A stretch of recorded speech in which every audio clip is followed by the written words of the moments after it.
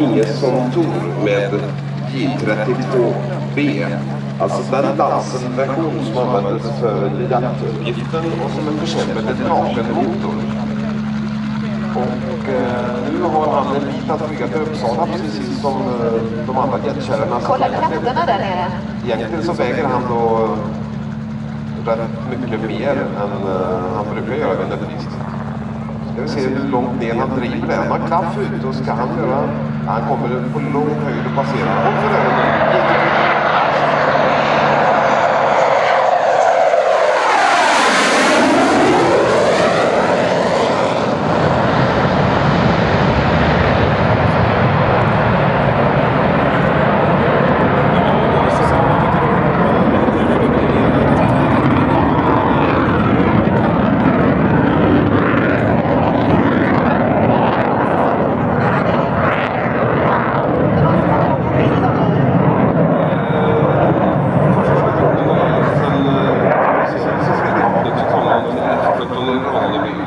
Där de hade B18 och den operativa tjänsten inleddes 1956.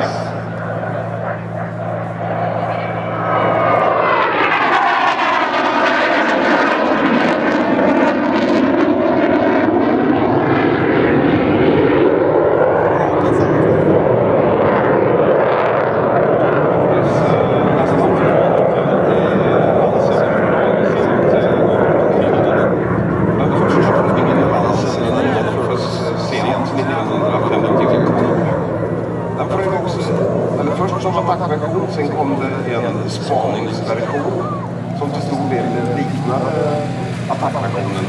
Den hade kameror. Den här jaktkärran, den har fyra stycken 30 mm kanoner inuti nosen.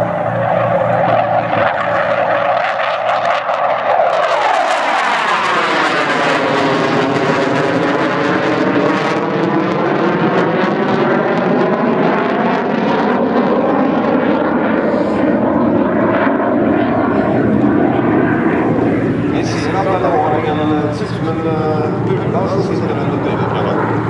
Det är en extra bränsletank man kompletterar med efter några år.